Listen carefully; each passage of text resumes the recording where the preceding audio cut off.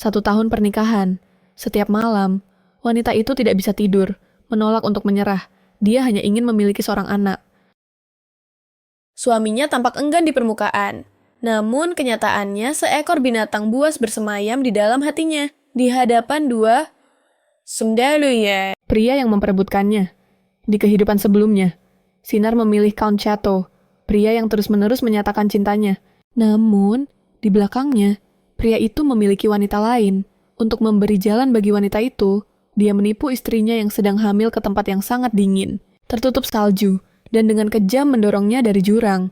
Mungkin langit merasa iba pada anak yang belum lahir, mengirimnya kembali 2 tahun ke masa lalu.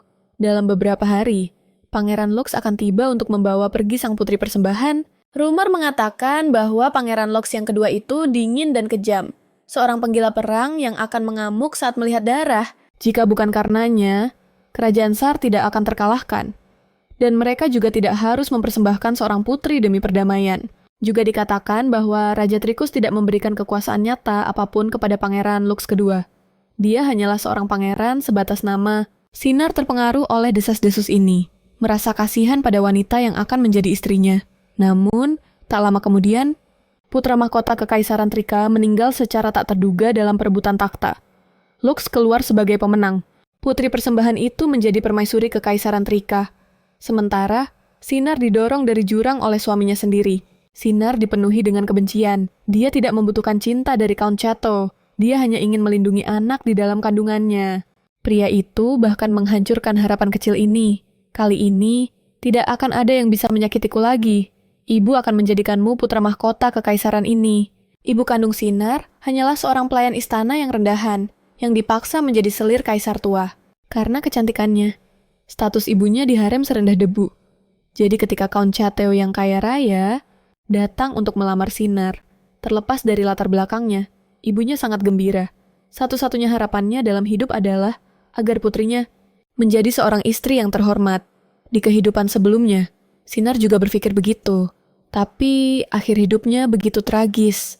Kali ini, dia harus menemukan sebuah cara untuk membuat Pangeran Lux melamarnya. Namun, seorang putri dengan latar belakang sepertinya bahkan tidak memiliki hak untuk bertemu dengan pangeran dari negara pemenang.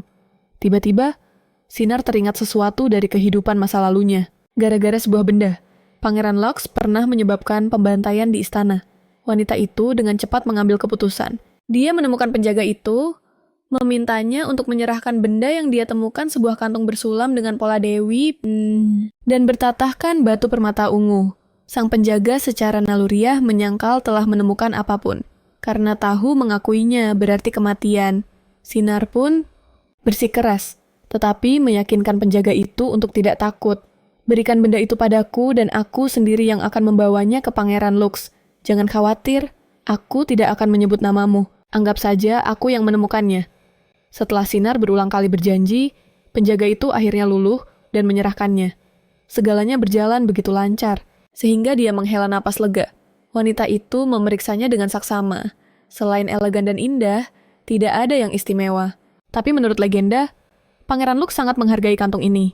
Desas-desus mengatakan bahwa itu mungkin sebuah peninggalan dari ibunya. Dia berharap bisa menggunakan ini untuk berbicara dengan Pangeran Lux. Tetapi, tiba-tiba sebilah pedang tajam tiba-tiba melesat ke arahnya. Tanpa suara sedikit pun, Sinar panik dan bertanya, "Bagaimana kau bisa masuk?" Tapi Lux tidak menjawab. Pria itu tiba-tiba mulai bernapas dengan cepat, lalu menerjang ke arah Sinar. Matanya menakutkan, seperti seekor binatang buas. Sesaat kemudian, wanita itu dibanting dengan keras ke lantai, dan benda di tangannya langsung direbut. Untungnya, aku berhasil mengambilnya kembali sebelum ada yang kehilangan nyawa. Sedetik saja, terlambat pasti akan berbahaya. Melihat pria itu mengangkat pedangnya, hati Sinar langsung mencelos. Apa dia akan mengira kalau dia mencuri kantong itu dan membunuhnya? Wanita itu buru-buru berkata, "Yang mulia, tolong dengarkan saya. Saya tidak mencuri apapun, juga tidak berencana menyembunyikannya. Saya berencana mengunjungi Anda besok untuk mengembalikannya." Lutz perlahan menurunkan pedangnya, merasa penasaran. Kenapa dia melindungi seorang pencuri? Bahkan berencana menemuinya hanya karena si pencuri. Semua orang tahu reputasinya yang kejam. Tidak ada wanita yang mau menemuinya dengan sukarela, kecuali jika pencuri itu adalah kekasih gelapnya. Sinar buru-buru menjelaskan, bukan seperti itu. Saya hanya khawatir Anda akan membunuhnya, karena kesalahpahaman yang tidak perlu, yang mungkin menyebabkan konflik lain di antara negara kita. Sayangnya, Lutz tidak percaya alasannya. Patriotisme yang begitu mengharukan. Begitu khawatir dengan perselisihan antar negara. Kenapa kamu tidak menghentikan mereka saat rakyatmu mengincar wilayah Kekaisaran Trikus? Bau darah para prajurit Tsar bahkan belum hilang. Namun, Sinar tetap merasa malu. Saya tahu ini semua adalah kesalahan Tsar. Ayah saya berjanji bahwa Anda boleh memilih salah satu dari 5 putri. Lutz mencibir. Terlalu berharga untuk menawarkan putri pertama. Jadi dia menggunakan putri dari seorang selir dan sebuah kota sebagai gantinya. Kurasa kau adalah salah satu dari putri tidak sah itu. Di kehidupan sebelumnya, Yang Mulia Lutz telah memilih seorang putri secara acak. Setelah pernikahan, selain untuk menghasilkan seorang pewaris, dia hampir tidak pernah berbicara dengan istrinya dan fokus sepenuhnya pada karirnya. Namun, pewaris itu kemudian menjadi putra mahkota. Wanita itu tidak bisa berhenti memikirkan putranya yang belum lahir. Sinar mengumpulkan keberaniannya dan menjawab, "Ya, Yang Mulia, saya tidak tahu putri mana yang Anda pilih. Tapi jika belum ada, tolong pilih saya." Untuk pertama kalinya, seseorang berbicara begitu berani padanya. Dan terlebih lagi itu adalah seorang wanita. Lutz pun tercengang. "Saya berencana mengunjungi Anda besok, pertama untuk mengembalikan kantong itu, dan kedua, untuk memperkenalkan diri. Jika Anda memilih saya akan melakukan apapun untuk Anda." Lutz tertawa aneh. Dia telah berjuang keras untuk memenangkan perang, namun ayahnya menuntutnya untuk menikahi putri selir dari negara yang kalah. Hal itu membuatnya kesal, tapi sekarang dia justru merasa situasi ini cukup menarik. Pria itu menyalakan semua lilin dan mengamatinya dengan saksama. Hadiah ini benar-benar unik. Aku dilamar oleh seorang wanita yang mengenakan gaun tidur. Wajah Sinar memerah karena panik. Gaun tidurnya memang tipis dan nyaris tidak menutupi apapun. Kenapa menutupi diri? Bukankah kau bilang ingin menjadi istriku? Bukankah seharusnya kau membuatku senang? Pikiran Sinar langsung jernih. Demi bertahan hidup, demi putranya yang akan segera ia temui. Dia menguatkan dirinya. "Jika tidak, menutupi diri membuat Anda lebih senang. Saya bersedia." Pria itu tertawa, tidak menyembunyikan ketertarikannya. Perlahan melepas jubah luarnya. Sinar merasa cemas. Apakah dia benar-benar harus menyerahkan dirinya? Tanpa diduga, Lutz langsung menutupi wanita itu dengan jubahnya. "Kamu benar-benar menghiburku. Pakailah ini selagi suasana hatiku sedang baik. Katakan padaku tujuanmu. Apa yang bisa membuat seorang putri melakukan hal sejauh ini?" Sinar tidak bisa mengungkapkan kehidupan masa lalunya. Bahkan jika dia mengatakannya, pria itu tidak akan percaya. Jadi dia mengalihkan pembicaraan. "Seseorang telah melamar saya, tapi saya tidak mau menikah dengannya. Kenapa tidak menolaknya saja? Karena saya seorang putri. Saya tidak punya pilihan. Ayah saya pasti akan menikahkan saya dengannya. Kecuali jika seseorang dengan status lebih tinggi melamar, dan orang itu hanya bisa Anda, Yang Mulia. Anda pasti pernah mendengar desas-desus tentang saya. Orang gila yang tidak menghormati siapapun. Dibandingkan wanita lain, darah lebih membuatku bergairah. Anda tidak takut. Aku tidak takut. Tapi aku punya satu permintaan. Tolong izinkan aku memiliki seorang anak. Tidak masalah jika Anda tidak mencintaiku. Tapi tolong, jadikan anak kita ahli warismu dan lindungi dia dengan baik." Lutz baru saja akan berbicara ketika seorang pelayan mengetuk pintu. Sekarang bukan waktu yang baik untuk bicara. Lutz mendekati wanita itu dan berbisik, "Datanglah ke Istana Barat besok siang. Aku akan memberikan jawabanku saat itu." Lalu, dia pun pergi keesokan harinya. Sinar berdandan dengan anggun. Para pelayannya terkagum-kagum. Nona mereka selama ini selalu berpenampilan sederhana. "Hari ini Anda benar-benar memukau." Tapi Sinar tetap saja gugup. Pria itu tidak menyukai wanita. Pakaiannya hanya untuk menunjukkan rasa hormat. Siapa yang terlahir sebagai pelayan akan selamanya menjadi pelayan. Ku dengar. Pangeran Kekaisaran itu tampan dan berlomba-lomba mendekatinya, membawa aib bagi kerajaan Sara kita. Sinar membungkuk dengan canggung, "Salam untuk Yang Mulia dari istana pertama dan Yang Mulia dari istana ketiga." Lihat sikapnya yang menyedihkan itu. Pantas saja Count Theo begitu terpesona. Sekarang, berencana merayu pangeran dari Trikus, sama seperti ibunya yang dari istana itu. Kata-kata beracun itu melukai hati Sinar. Dia tahu ibunya telah dipaksa, tapi dia tidak bisa membela diri. Untungnya, ajudan Lutz, Evan datang menolongnya, menyelamatkan Sinar dari penghinaan. Saat itu, Lutz sudah menunggu. Setelah wanita itu memberi salam resmi, dia memberikan sebuah kotak yang sudah disiapkan. Saya sangat tidak sopan kemarin. Terima kasih atas jubah Anda. Tadi malam, saya tidak bisa memperkenalkan diri dengan benar. Nama saya adalah... Tak disangka, pria itu memotongnya. Aku tidak tertarik dengan namamu. Mengenai permintaanmu kemarin, aku juga punya syarat. Jika kau menerimanya, aku akan setuju menjadikanmu istriku. Tapi pertama-tama aku ingin tahu satu hal. Sudah menjadi rahasia umum bahwa Chateau sangat mencintaimu. Kenapa kau tidak mau menikah dengannya? Dibandingkan menikah denganku, dia sepertinya lebih cocok untukmu. Sinar tidak bisa menjawab pertanyaan itu. Mana mungkin dia mengatakan bahwa Chateau akan membunuhnya nanti. Begitu juga dengan putra mereka. Wanita itu hanya bisa menekankan bahwa dia tidak menyukai Count Chateau dan menegaskan bahwa dia hanya ingin menikah dengan Pangeran Lutz, menjadi istrinya yang loyal dan setia. Menjadi istriku, kau hanya akan memiliki gelar putri permaisuri. Karena kewajiban, aku akan memiliki seorang ahli waris denganmu. Selain anak itu, aku tidak akan menerima tuntutan lain darimu. Meskipun kau melahirkan ahli waris, kau tidak akan mendapatkan kekuasaan apapun. Inilah syarat-syaratku. Dibandingkan dengan kematian, syarat-syarat ini terasa sepele. Sinar menerimanya dengan senang hati. Melihatnya menyetujui persyaratan yang begitu ketat. Apalagi yang bisa Lutz katakan, besok aku akan mengajukan lamaranku. Nona, Sinar berterima kasih dengan tulus. Aku akan setia padamu. Keesokan paginya, ibunya membawakan satu-satunya set perhiasan miliknya. Hanya berharap putrinya bisa tampil paling cantik. Hiasan itu benar-benar sangat indah. Putri sah pertama, di Jack, biasanya berpakaian seperti pelayan.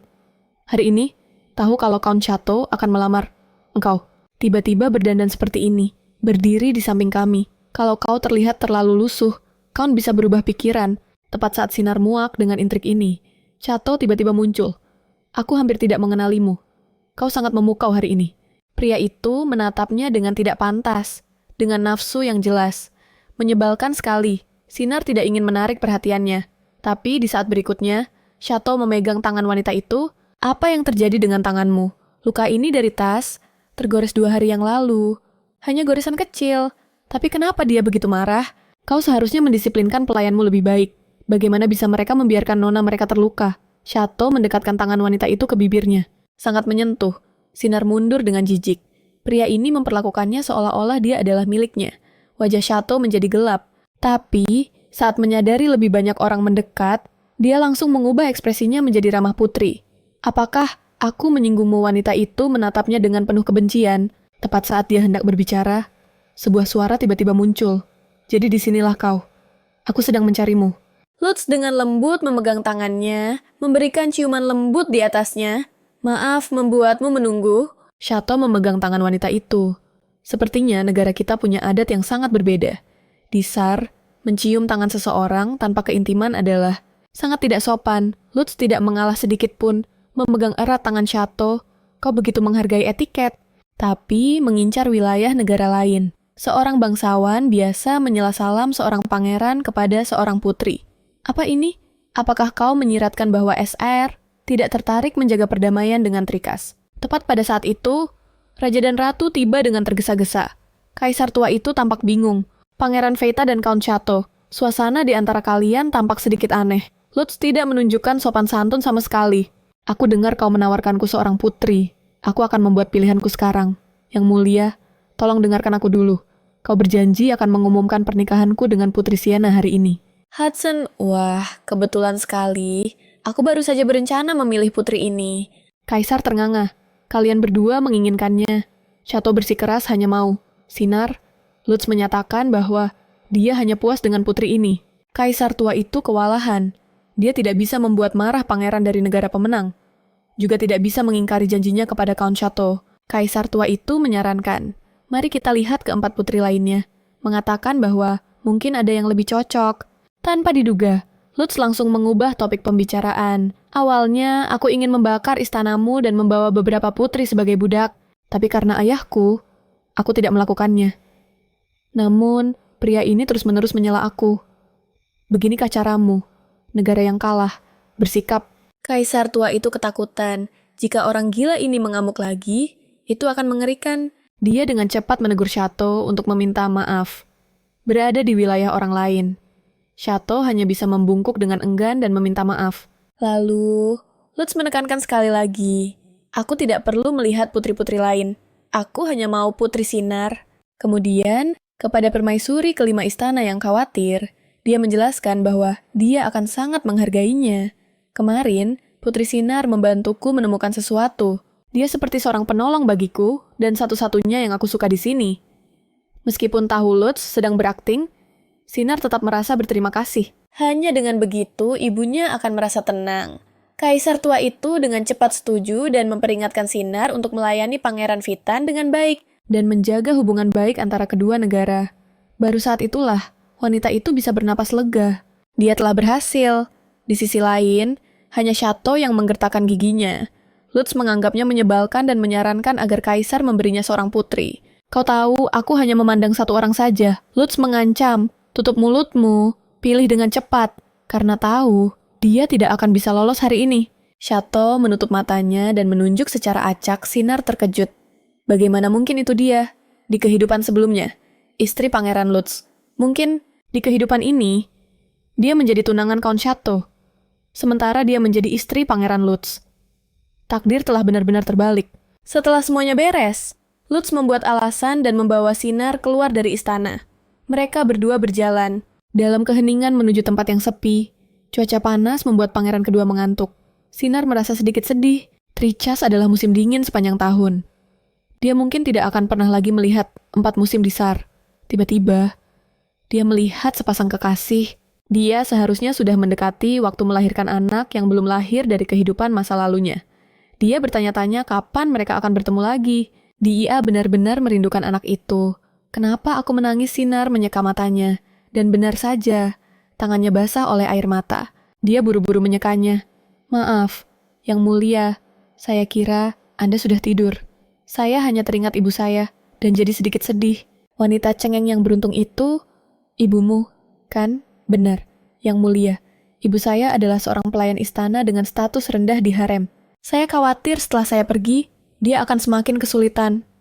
Jadi mereka memanggilmu setengah putri karena ibumu awalnya adalah seorang pelayan Sinar, menjawab dengan cemas. Iya, benar saja. Wajah pria itu menjadi muram, tampak tidak senang. Apa dia merasa jijik dengan masa laluku?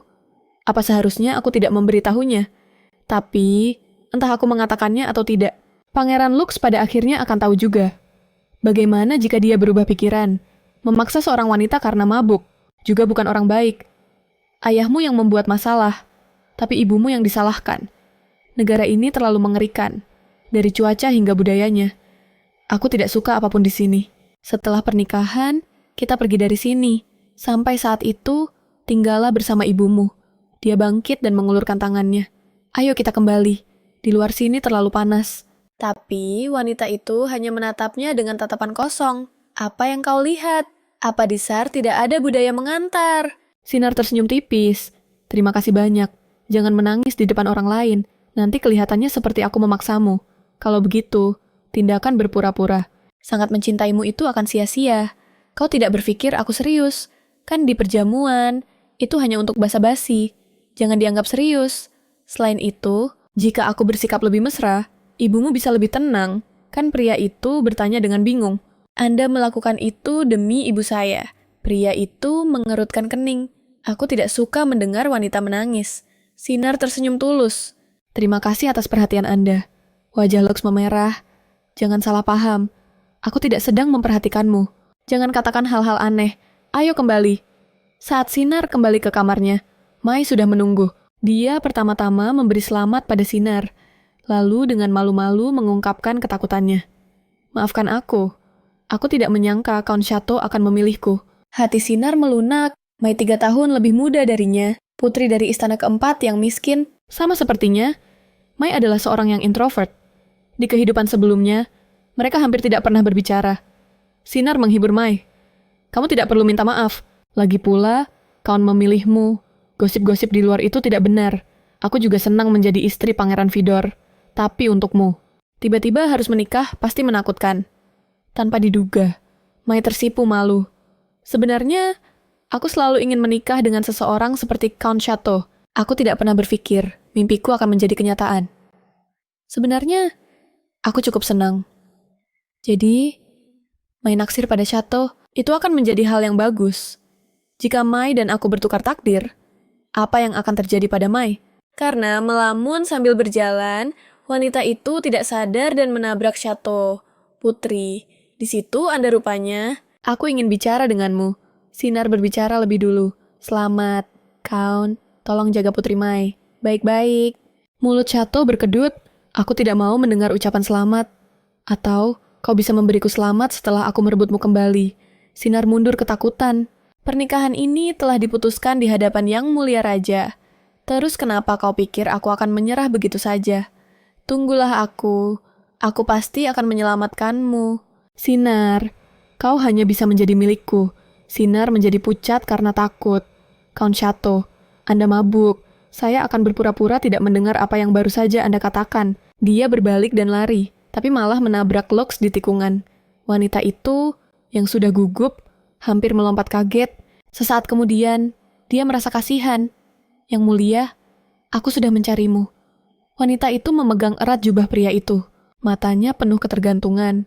Kini, Lutz juga menyadari Chatel menatap dengan tatapan yang begitu agresif. Karena melihat tunangan pria lain, sepertinya perlu membuatnya menghadapi kenyataan. Dia pun memegang tangan Sinar. Secara resmi meminta kepada Kaisar. Tunanganku yang cantik sepertinya bosan, jadi aku bermaksud mengajaknya berdansa. Tapi, jika hanya kami berdua yang berdansa sepertinya membosankan, kenapa pasangan itu tidak ikut bergabung dengan kami juga? Itu pasti akan lebih menyenangkan. Apa yang bisa dikatakan oleh Kaisar tua itu? Tentu saja dia setuju dengan senang hati. Kontak sedekat ini membuat Sinar sedikit malu. Orang-orang di sekitar memuji mereka sebagai pasangan yang sempurna. Baru sekarang, wanita itu mengerti niat Pangeran Lutz. Dia berharap agar Count Chatel menyerah. Tapi di saat berikutnya, ketika bertatapan dengan mata Chatel, tatapannya penuh dengan tekad. Sepertinya malah memberikan efek sebaliknya. Sekarang aku tahu, kenapa kamu tidak suka pria itu.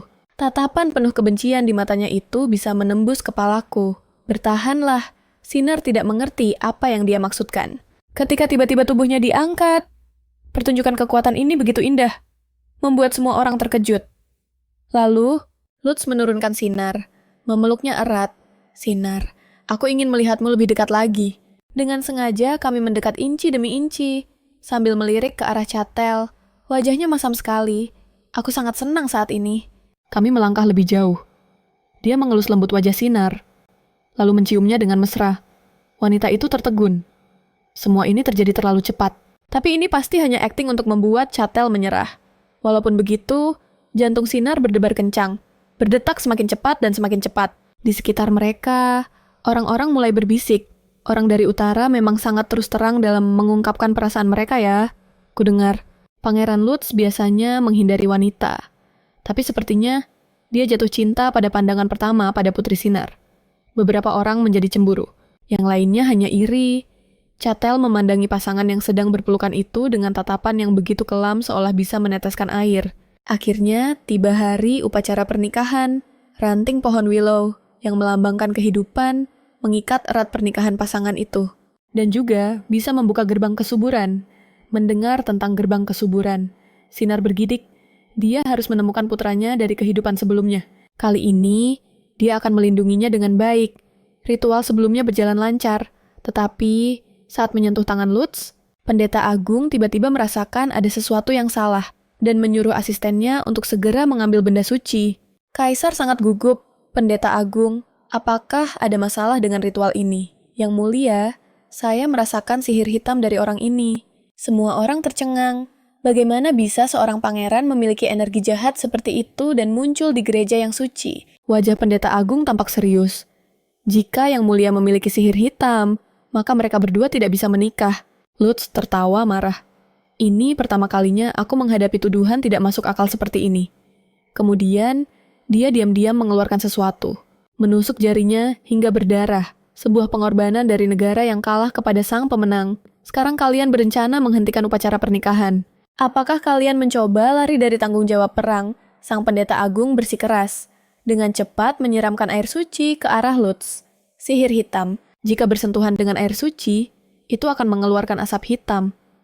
Pendeta Agung sangat yakin bahwa dia tidak mungkin salah. Lutz menyeka air di wajahnya. Sepertinya kali ini kau yang salah. Pendeta Agung tidak dapat mempercayainya. Bagaimana ini bisa terjadi? Dia tersenyum. Bagaimana kau akan bertanggung jawab atas ini? Pendeta Agung tidak bisa mempercayainya. Mustahil, ayo kita coba lagi.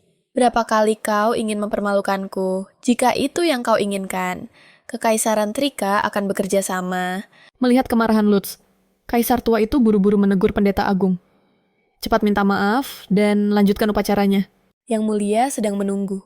Di bawah tekanan, pendeta itu terpaksa melanjutkan ritual, tanpa menyadari bahwa Lutz telah menusuk jarinya lagi. Kembali ke kamar, Evan sangat penasaran. Pihak Sarkan telah menambahkan 500.000 koin emas sebagai upeti untuk Kekaisaran Trika. Lutz tidak banyak menjelaskan. Dia hanya memberitahu Evan bahwa mereka harus berangkat hari ini. Kemampuan pendeta dalam merasakan aura sangat kuat. Lutz sudah mulai dicurigai. Evan menjadi sangat gugup. Kau menggunakan kantong itu lagi. Lutz sengaja menusuk jarinya untuk menyerap energi dari patung Dewi dan menyembunyikan kekuatan di dalam dirinya. Jika tidak, dia pasti akan ketahuan oleh pendeta itu. Rahasia keluarga kerajaan Trika tidak boleh sampai terungkap. Oleh karena itu, mereka harus berangkat hari ini. Saat ini, Lutz sangat kelelahan. Dia hanya sanggup menyuruh Evan untuk memberitahu Sinar untuk bersiap-siap berangkat hari ini. Setelah itu, dia pingsan. Sementara itu, Sinar yang menerima kabar tersebut sedang mengucapkan selamat tinggal terakhir kepada ibunya. Sang ibu, yang khawatir, putrinya menikah di tempat yang jauh, dengan ragu-ragu menyerahkan sesuatu. Sebuah ramuan yang akan mendatangkan kasih sayang setelah diminum. Di kehidupan sebelumnya, ibunya juga pernah memberikannya kepada Sinar. Dan karena ramuan itulah, dia mengandung anak itu. Tapi setelah dia hamil, para wanita di sekitar Puri mulai muncul satu persatu. Meskipun begitu, ini adalah bentuk kekhawatiran mendalam dari seorang ibu untuk putrinya. Sinar memeluk ibunya dengan erat. Setelah perpisahan ini, siapa yang tahu kapan mereka akan bertemu lagi? Rombongan, keberangkatan pun segera dibentuk. Kaisar tua berulang kali memperingatkan putrinya untuk memenuhi tugasnya sebagai putri persembahan damai dan berkorban jika perlu. Bahkan di saat seperti ini, ayahnya tidak menunjukkan sedikit pun kekhawatiran padanya. Meskipun dia sudah pernah mengalaminya di kehidupan sebelumnya. Sinar tetap merasa sedikit kecewa. Selain itu, Pangeran Lutz akan berangkat lebih awal. Mungkin karena pendeta agung membuatnya kesal. Kaisar tua menyuruh putrinya untuk menenangkan pangeran kedua itu. Mendengar itu, Sinar terkejut, tetapi dia dengan patuh menjawab, iya. Kemudian, rombongan itu pun berangkat. Selama perjalanan, pelayannya, Daya, menangis sejadi-jadinya. Menyalahkan nonanya karena tidak mengajaknya ikut di kehidupan sebelumnya. Daya sangat menderita karena mengikutinya. Jadi kali ini, Sinar tidak ingin dia mengalami penderitaan yang sama. Tapi Daya adalah anak yang setia. Dia memohon selama seharian penuh, sampai akhirnya Sinar luluh. Akan tetapi, Daya tidak menangis karena itu sekarang, melainkan karena sangat marah. Pada perilaku Pangeran Lutz yang konyol, kemarin dia begitu mesra dengan nonanya. Tetapi hari ini, di malam pernikahan mereka, dia justru pergi lebih awal. Benar-benar memalukan bagi yang mulia. Namun Sinar mengerti, bagaimanapun juga, pernikahan ini adalah permintaannya sendiri. Dia sudah cukup puas bisa kabur dari puri itu. Bahkan jika dia diabaikan setelah menikah, dia tidak akan peduli. Tepat pada saat itu, Evan tiba-tiba datang. Dia mengatakan kepada Sinar bahwa Pangeran Lutz menitipkan pesan untuknya. Karena ada urusan mendesak, Yang Mulia Pangeran harus berangkat lebih awal, tanpa bisa berpamitan secara langsung. Pangeran kedua menyampaikan permintaan maafnya yang tulus. Padahal, kata-kata itu sebenarnya hanya karangan Evan. Saat itu, Lutz sedang pingsan. Bagaimana mungkin dia bisa memberikan perintah seperti itu? Tapi Sinar merasa jauh lebih baik mendengarnya. Ternyata dia tidak disalahkan. Daya pun merasa sedikit malu. Dia menarik kembali apa yang telah dikatakannya sebelumnya. Sementara itu, di kediaman Count Chateau, tersiar kabar bahwa rombongan Lutz akan berangkat sebelum makan malam, yang berarti mereka tidak melewati malam pertama bersama. Sinar masih aman-aman saja. Kelompok itu menginap di kastil sang adipati malam itu, dan baru mengetahui bahwa Lutz juga ada di sana. Sinar bertanya kepada Evan, apakah dia bisa makan malam bersama pangeran. Evan merasa tidak bisa terus menipu sang putri. Jadi, secara pribadi, dia memberitahu Sinar bahwa pangeran pingsan karena diracun. Pangeran memiliki hubungan yang buruk dengan saudara tirinya. Jadi, tidak baik bagi orang luar untuk mengetahui kondisinya. Dia harus membawa pangeran dan pergi lebih awal. Dia berharap sang putri tidak akan menyalahkannya. Meskipun nyawa pangeran tidak dalam bahaya, dia masih tidak sadarkan diri. Jadi sang putri harus tidur di kamar sebelah. Sinar mempercayainya, tanpa menyadari bahwa seseorang yang terlihat begitu tangguh di luar. Dia tidak percaya pangeran diracun dan tidak memberitahu apapun kepada Daya. Pelayan kecil itu pasti akan mengarang teori konspirasi. Lagi-lagi, malam pertama tanpa makan bersama sekalipun. Dia bersikeras untuk tidur dengan nonanya malam itu. Suhu di malam hari sangat rendah. Sinar terbangun kedinginan, sama sekali tidak menyadari bayangan di belakangnya. Tangan dan kaki wanita itu diikat, mulutnya disumpal kain, penculik itu mengancam.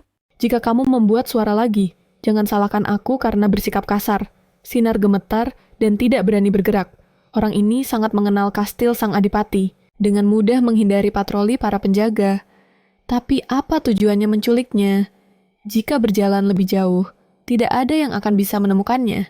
Meski begitu, dia hanya bisa berdoa dalam hati, siapapun, tolong selamatkan aku.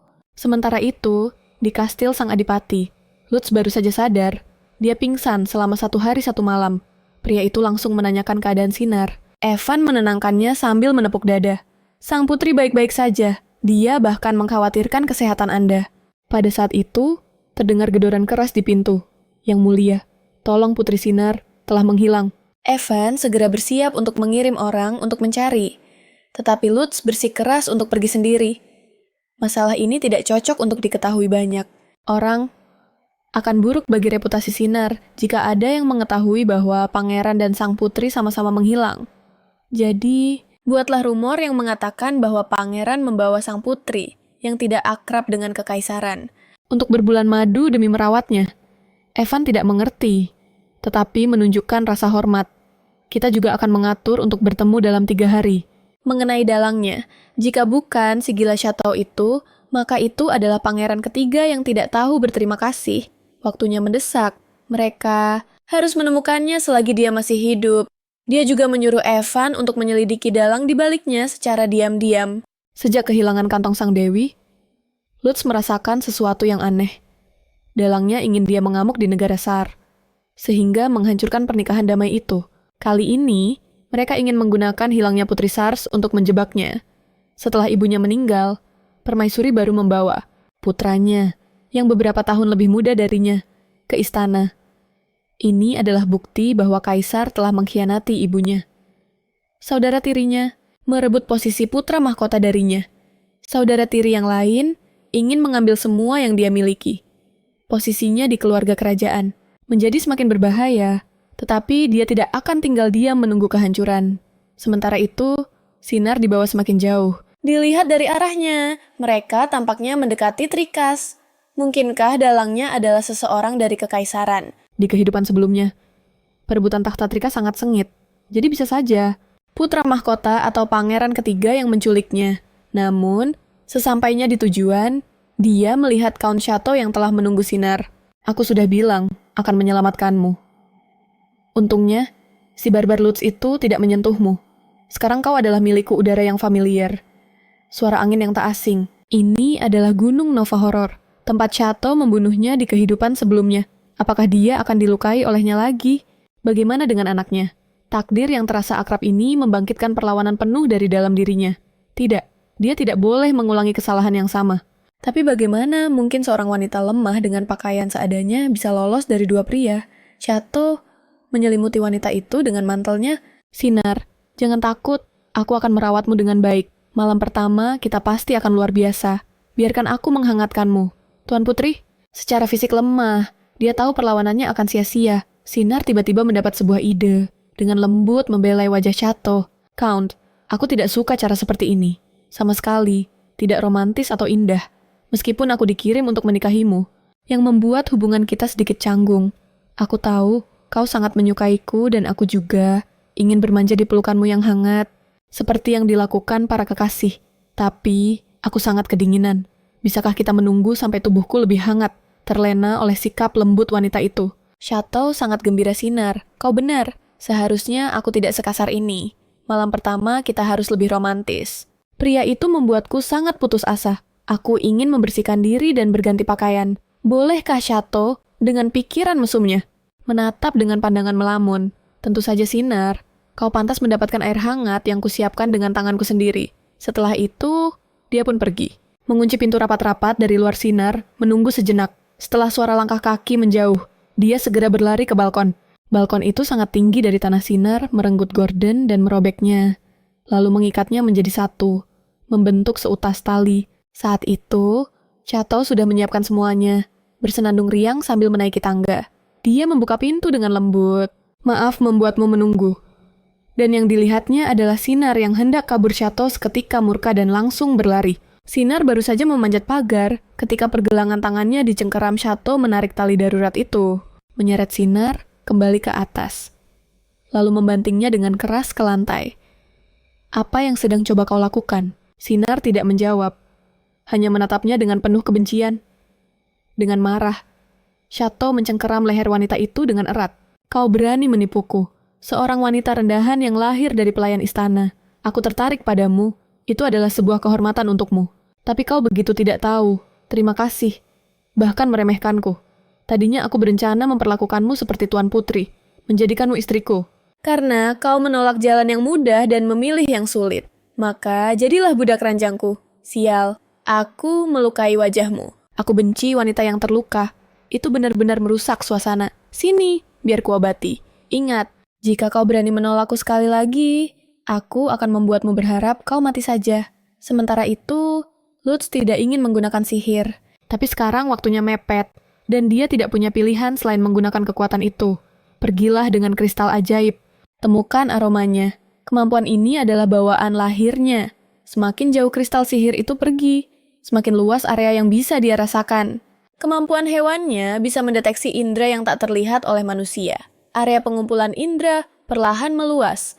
Ning. Ketemu. Itu adalah pita rambut Sinar. Tapi saat Lutz tiba, yang ada hanyalah mayat seorang pria di tanah. Lutz hanya bisa menggunakan kristal ajaib itu lagi. Aromanya berhenti di gedung itu. Dia pasti ada di sana. Tapi di saat berikutnya, Lutz roboh, dia telah menggunakan kekuatan kristal ajaib berkali-kali. Jika terus begini, dia bisa menjadi gila. Tidak, dia harus bertahan sedikit lebih lama lagi. Di dalam ruangan, hanya Sinar yang tersisa. Chateau telah pergi ke kota untuk mengambil obat, memperingatkan Sinar bahwa jika dia mencoba kabur lagi, dia bisa melupakan kedua kakinya. Sinar sangat cemas. Dia tidak bisa membiarkan Chateau melakukan apa yang dia inginkan. Ini akan menjadi lebih tragis dari kehidupannya yang sebelumnya. Dia memaksa dirinya untuk berpikir cepat. Melihat sekeliling ruangan mencari alat yang berguna. Tapi, tepat pada saat itu, pintu tiba-tiba bergetar. Apa Chateau sudah kembali? Sinar tidak punya waktu untuk mencari dengan benar. Dia mengambil alat di tangannya dan bersembunyi di belakang pintu. Waspada, begitu ada yang masuk, dia akan menyerang. Tapi, anehnya, kenapa dia tidak menggunakan kunci untuk membuka pintu detik berikutnya? Terdengar suara retakan. Pintu itu langsung didobrak hingga berlubang besar. Itu adalah Pangeran Lutz. Lutz juga terkejut. Wanita ini benar-benar memegang sebuah senjata. Lalu dia bercanda, kau berniat memukulku atau menyambutku dengan itu? Ini terlalu bersemangat untuk yang pertama kali. Sinar langsung memeluk Lutz. Teror dari ksatria itu sirna seketika. Air mata wanita itu pecah tak terkendali. Yang mulia, terima kasih. Terima kasih banyak telah menemukanku. Wajah Lutz memerah tanpa bisa dijelaskan saat dia dengan gugup mencoba menenangkannya. Jangan menangis. Jangan menangis. Tenanglah. Sinar memeluknya lebih erat lagi. Kondisi Lutz lebih sensitif dari biasanya. Dan dia hampir tidak tahan dengan aroma lembut di pelukannya. Tepat saat dia akan mengatakan sesuatu. Sinar sudah tenang. Yang mulia, saya tidak sopan. Saya hanya sangat senang melihat Anda. Saya kehilangan kendali sejenak. Dan kita juga bisa melihat luka di leher dan wajah wanita itu. Orang gila itu benar-benar brutal. Pria itu melepas jubah luarnya, membungkus wanita itu dengan erat, lalu mengangkatnya ke dalam pelukannya. Mengatakan bahwa dengan begitu mereka bisa keluar lebih cepat. Anehnya, Sinar merasa sangat aman. Dia melingkarkan lengannya di leher pria itu. merilekskan tubuhnya, dan bersandar, bergantung pada pelukan Lutz. Tapi, tepat saat mereka keluar dari pintu, Mereka berpapasan langsung dengan Chateau, yang tiba-tiba kembali. Orang gila itu berbalik dan lari. Lutz menduga dia akan memanggil para penjaga. Pria itu menurunkan pengantin barunya ke tanah dan menyuruhnya untuk tetap di tempat. Kipona, benar saja, si bodoh itu berlari kembali dengan sombong. Berkata, "Brigade malam akan segera tiba. Serahkan dia padaku dan mungkin aku akan mengampuni nyawamu." Siapa yang menyuruhmu menculik Sinar?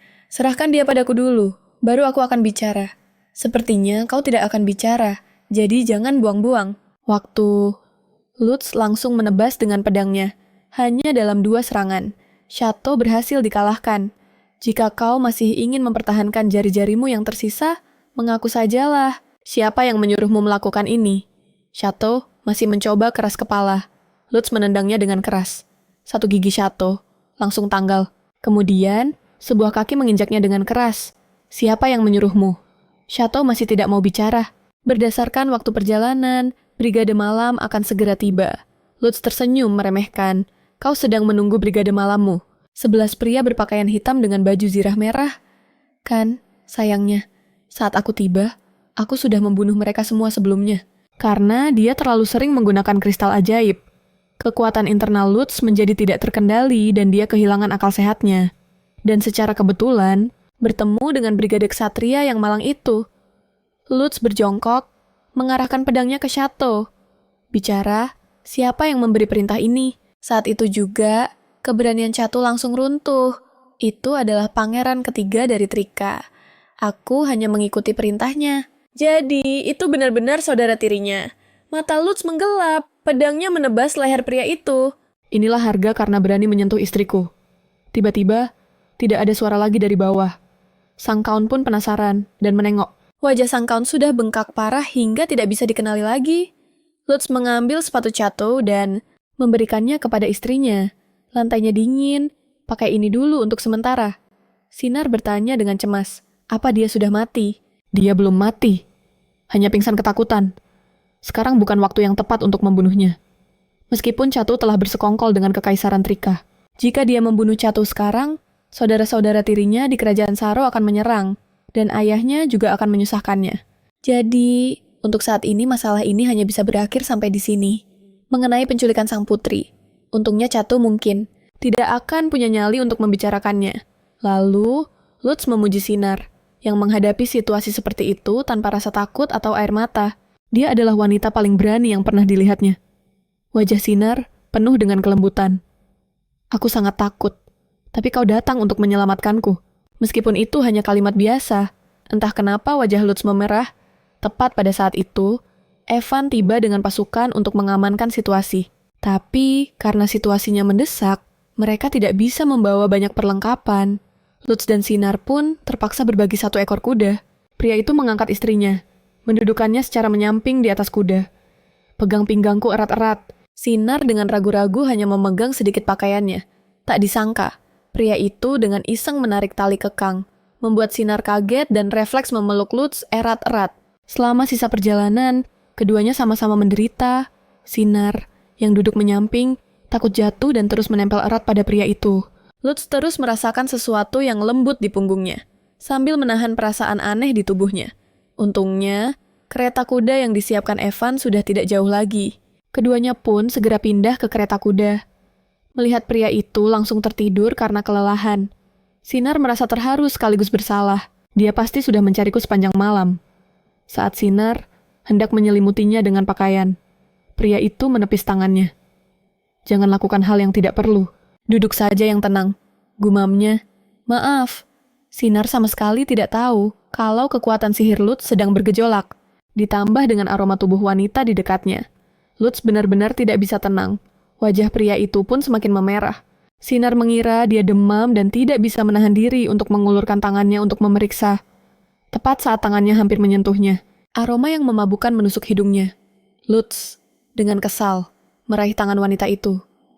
Bukankah sudah kubilang jangan bergerak, tapi tangannya memang terasa sangat panas. Detik berikutnya, wajah Sinar langsung memerah padam. Bagaimana bisa dia bereaksi seperti itu dalam situasi seperti ini? Aku tidak melakukan apa-apa. Seketika, seluruh kereta kuda dipenuhi dengan suasana yang canggung. Ini memalukan sekali. Aku harus bilang apa? Yang mulia, bagaimana Anda menemukan jepit rambutku? Aku menemukannya di sebuah pohon. Aku sengaja menjatuhkannya, berharap itu bisa menjadi petunjuk. Yang mulia, Anda hebat sekali. Lutz balas memuji. Kau juga hebat. Tahu cara meninggalkan petunjuk, Tapi melihat pria itu terlihat semakin lemah. Sinar menyarankan agar mereka beristirahat di pos berikutnya. Lutz memang sudah benar-benar di ambang batasnya. Akhirnya, mereka beristirahat di sebuah penginapan. Pria itu sangat lemah sehingga dia membutuhkan 2 orang penjaga untuk menopangnya. Sinar berdiri di samping tempat tidur dengan bimbang. Haruskah dia membantu membersihkan tubuhnya? Tak disangka, pria itu justru menyuruhnya keluar. Meskipun begitu, Sinar sangat khawatir dengan Lutz dan mendekat lagi. Lutz, dengan tidak sabar, menggerutu. Pergi dari sini. Ini membunuhku. Aroma wanita ini semakin kuat saja. Sinar mengulurkan tangannya untuk menarik pakaian pria itu. Yang mulia, Anda terlihat tidak nyaman. Setidaknya, gantilah pakaian Anda. Saat tangannya menyentuh, Lutz merasakan lagi aroma yang memabukkan itu. Pria itu mencengkeram tangan wanita itu, membalikkannya dan menahannya. Jika kamu tidak pergi sekarang, jangan salahkan aku atas apa yang akan terjadi. Ingat, jangan menebarkan aroma darah di depan binatang buas yang lapar. Pada jarak sedekat ini, gejolak di dalam diri Lutz menjadi semakin sering. Sinar bertanya-tanya mengapa pria itu tidak tertarik padanya sebelumnya. Kenapa dia berubah sekarang? Mungkinkah karena racun itu membuat tubuhnya bereaksi secara normal? Melihat wanita itu diam, Lutz menggertakkan giginya. Pergi. Dia menjauh dari Sinar, sambil menambahkan peringatan keras lainnya, jika kamu tidak pergi, kita akan melewati malam pertama kita di sini. Tapi Sinar tidak pergi karena itu. Dia bersandar di bahu pria itu yang kokoh. Yang mulia, jika Anda menginginkannya, saya bisa melakukannya di sini. Bagaimanapun, saya adalah istri Anda.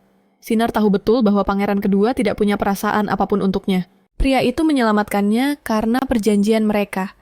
Dia tidak tahu apa yang akan terjadi di masa depan. Jadi, dia harus memanfaatkan hari ini untuk memiliki seorang anak. Saya berjanji pada Yang Mulia akan memenuhi tugas saya sebagai istri dan akan setia kepada Anda. Anda bisa melakukan apapun yang Anda mau. Sinar bahkan dengan berani mencium pipi pria itu. Tanpa diduga, Lutz menahan dirinya dengan keras. Tidak. Aku tidak boleh dikuasai oleh naluri. Ini akan menyebabkan pertumpahan darah. Dia akan melihatku sebagai monster, sama seperti mereka. Aku harus menjauhkannya.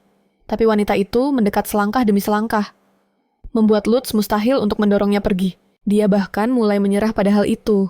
Apa yang sedang terjadi? Dia sepertinya kehilangan kendali. Setelah malam yang penuh gairah, melihat memar di tubuh istrinya, Lutz tidak bisa menahan diri untuk tidak mengingat sensasi luar biasa itu. Bahkan saat Sinar makan dengan lelah, dia bisa menatap dia dan melamun.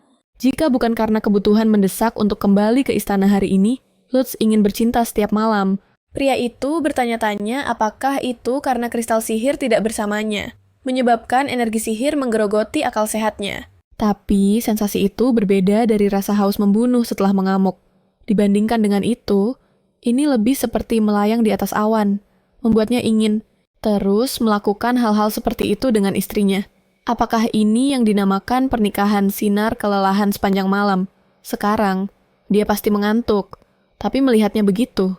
Pangeran Lutz memotong daging untuk dia dan secara pribadi membantunya minum air. Pemandangan yang tampak seperti kehangatan pasangan biasa. Dan semalam, dia lebih lembut dari yang dia bayangkan, tanpa kekerasan yang pernah didengarnya. Bahkan sedikit imut. Mereka menyelesaikan sarapan dengan cepat. Tatapan mata Lutz menjadi lebih dalam karena khawatir. Sinar, apa kamu sudah puas? Sekarang giliranku. Sekali lagi, ya. Sinar tertegun. Apa dia sudah gila? Mereka akan segera berangkat. Dia tidak lagi menganggapnya imut. Sama sekali. Rombongan itu baru berangkat sore hari.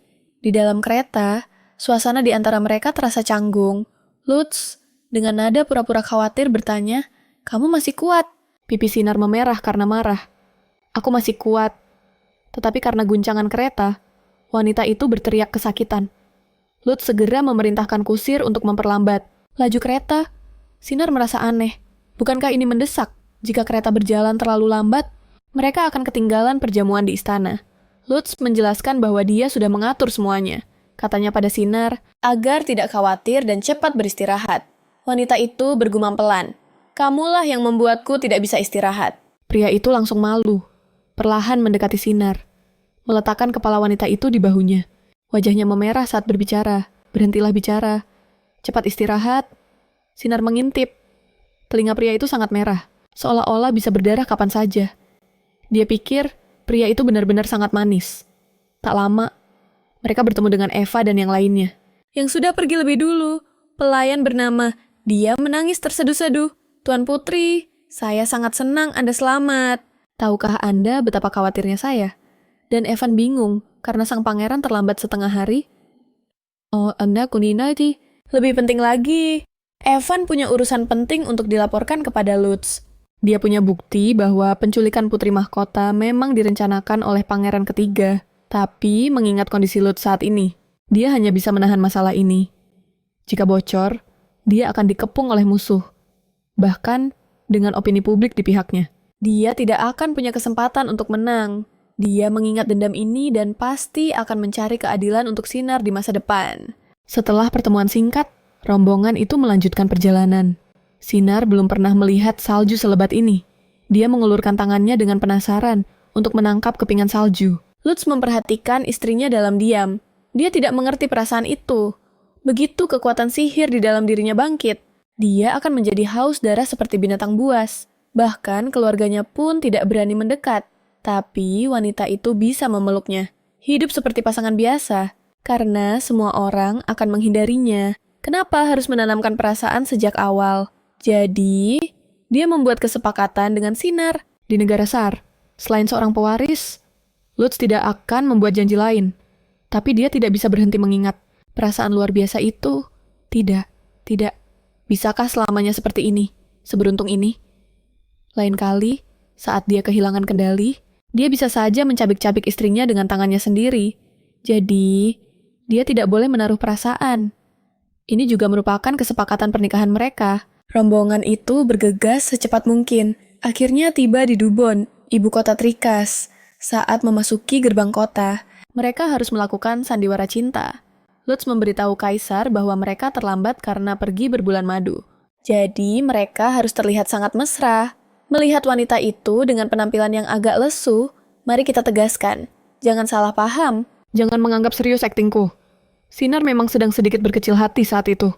Jadi, malam itu dia bersikap lembut karena wanita itu melayaninya dengan baik. Benar. Mereka sudah menyetujui hal itu sebelum menikah.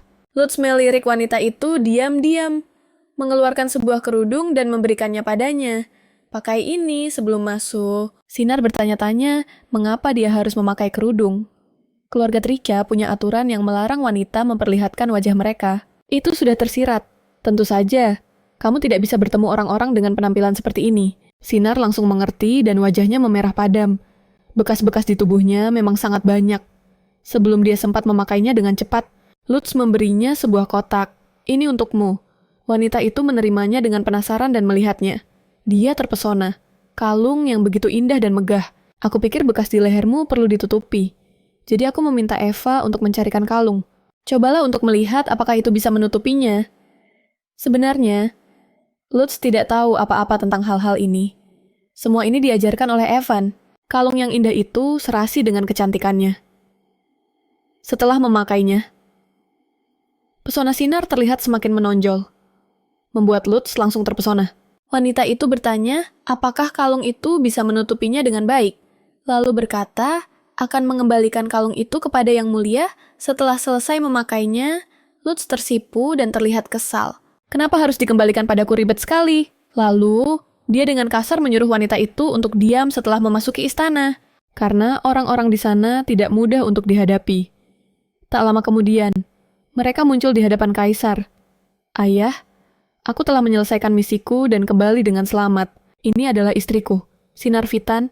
Kaisar dan Permaisuri di atas takhta mengerutkan kening. Kenapa dia memakai cadar? Sikap pangeran kedua benar-benar tidak sopan. Permaisuri memerintahkan Sinar untuk melepas cadarnya. Sinar ragu-ragu apakah harus menurutinya. Lutz menarik istrinya mendekat. Tatapannya yang dingin menusuk sang permaisuri. Suasana di antara mereka seketika menjadi tegang. Lalu, dengan persetujuan Sinar, Lutz dengan lembut mengangkat cadarnya. Seperti yang ayah lihat, aku tidak bisa mengendalikan kekuatanku. Aku khawatir istriku akan merasa malu. Tolong izinkan dia memakai cadarnya. Ayah, Kaisar tertawa senang. Putraku sudah dewasa, sudah mengerti kesenangan para wanita. Putri Sinar, kau boleh tetap memakai cadarmu. Lutz, semua jasamu ada di dalam hatiku.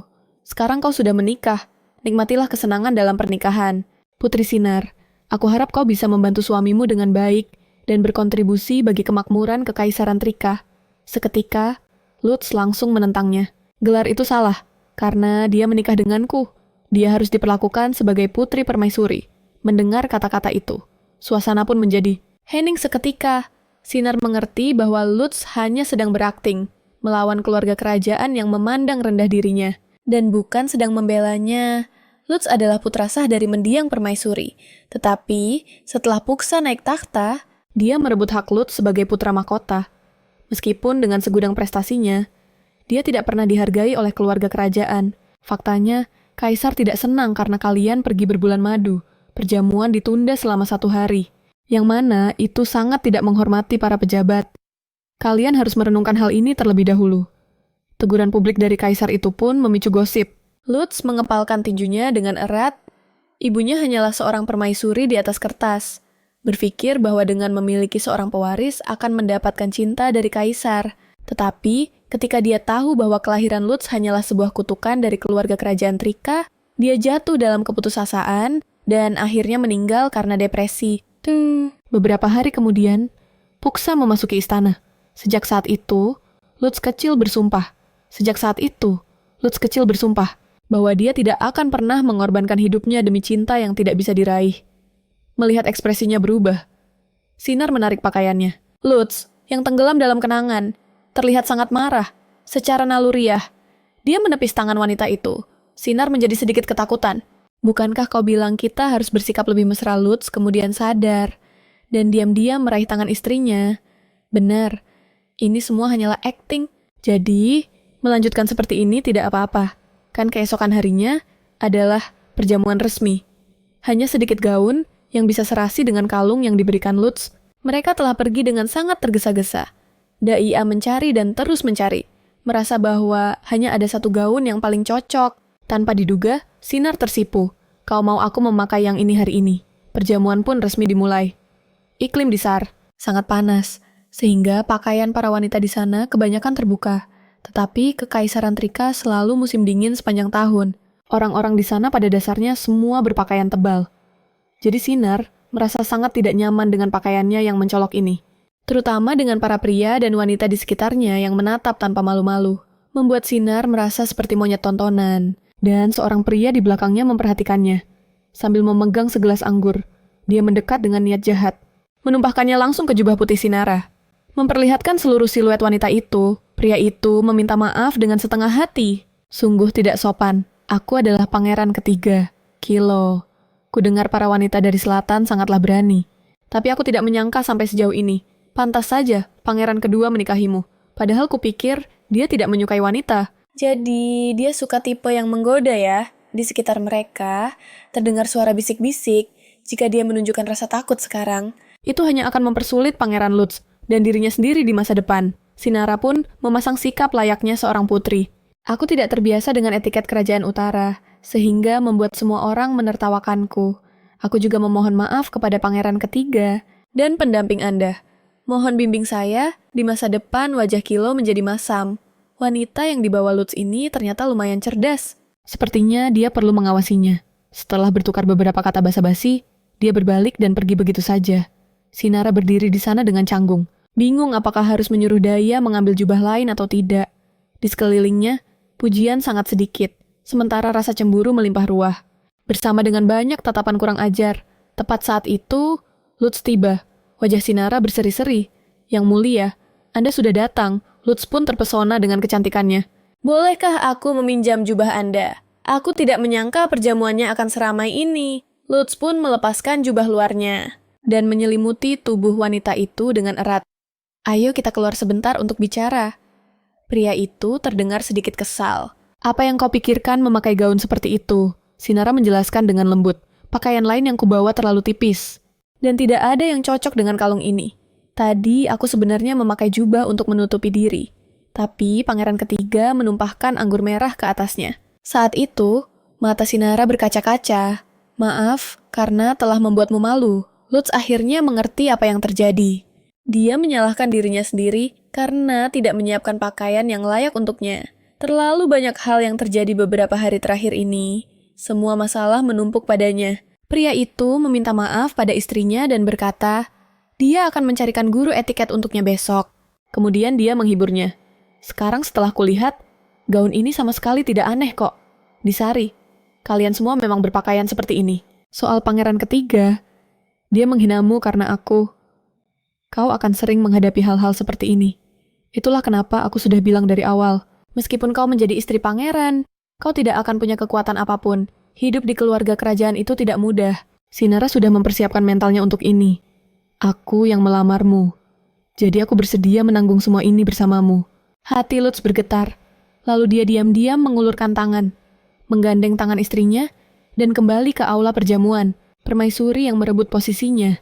Putra mahkota yang mengambil alih status putra mahkota dari Lutz, dan pangeran ketiga yang sebenarnya memegang kendali kekuasaan. Ketiga orang ini akan mati satu persatu dalam waktu 2 tahun. Dan pangeran kedua yang sekarang paling menderita, Lutz, akan naik ke posisi tertinggi di Tricus Lutz. Merasa tidak nyaman ditatap oleh istrinya. Kenapa kau menatapku seperti itu? Sinara tersenyum malu-malu. Terima kasih, sudah meminjamkan jubahmu. Tepat ketika suasana di antara mereka menjadi hangat. Terdengar tawa mengejek dari sang permaisuri. Pakaian sang putri sungguh istimewa ya. Pantas saja pangeran kedua begitu terpikat. Aku yakin sang putri pasti punya banyak sekali pelamar.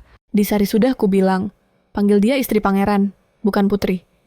Kalian bahkan belum melakukan upacara di Tricus.